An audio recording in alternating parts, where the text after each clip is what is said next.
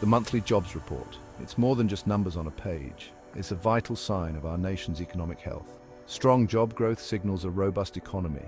Businesses are confident, consumers are spending, and opportunities abound. Conversely, weak job numbers can signal trouble ahead. They might point to a slowdown, a recession, or simply a lack of dynamism. Understanding these numbers is key to grasping where we stand economically, and, perhaps more importantly, where we might be headed. Enter the Federal Reserve, or the Fed for short. This institution, often shrouded in mystery, plays a crucial role in the American economy. This powerful institution acts as America's central bank, overseeing the nation's monetary policy and ensuring financial stability.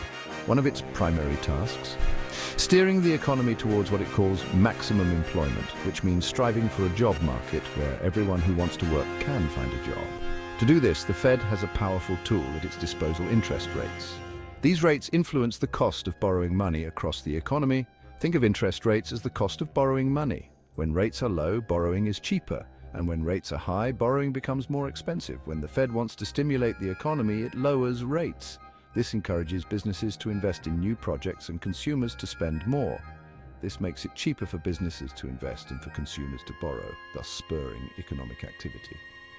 More spending and investment can lead to job creation and economic growth.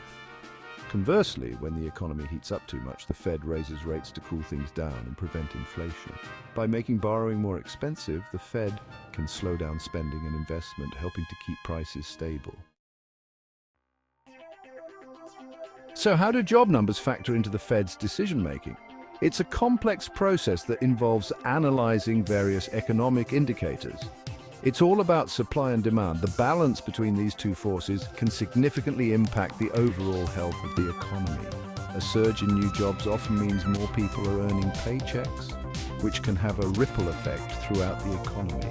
This can lead to increased consumer spending, potentially driving up prices. When people have more money to spend, demand for goods and services rises. The Fed, wary of inflation, might see this as a sign to raise interest rates and tap the brakes on the economy. Higher interest rates can help cool down an overheating economy. On the flip side, weak job growth suggests a lack of demand in the economy. This can be a red flag for economic health.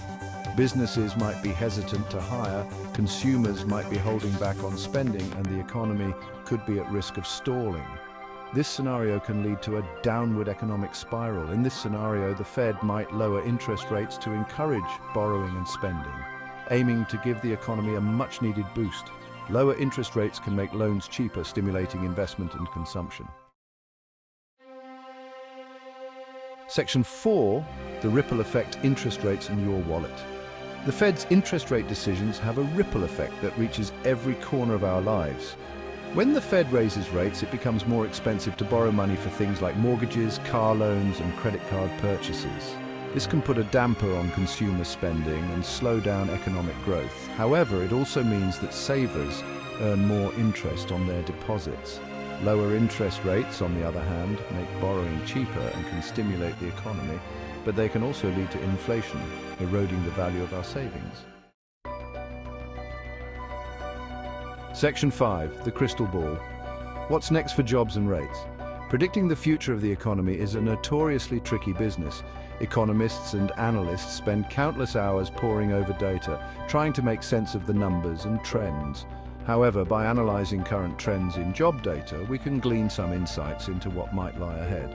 Employment rates, wage growth, and job creation numbers all play a crucial role in painting a picture of the economic future. If job growth remains robust, it could signal continued economic expansion. More jobs mean more income for households, which in turn boosts consumer spending and drives economic growth. This might give the Fed the confidence to gradually raise interest rates to keep inflation in check. Higher interest rates can help cool down an overheating economy and prevent runaway inflation. However, if the job market shows signs of softening, it could indicate a slowdown on the horizon.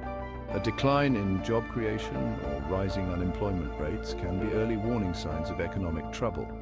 The Fed, in response, might choose to hold rates steady or even lower them to support economic growth. Lower interest rates can make borrowing cheaper, encouraging businesses to invest and consumers to spend, thus stimulating the economy. Section 6. Navigating the economic landscape. The interplay between job data and interest rates is a complex dance with far-reaching implications. By staying informed about these economic indicators, we can better understand the forces shaping our financial lives. Whether you're planning for retirement, saving for a down payment, or simply trying to make ends meet, keeping an eye on the job market and the Fed's actions can help you make more informed financial decisions. Remember, knowledge is power, especially when it comes to navigating the ever-changing economic landscape.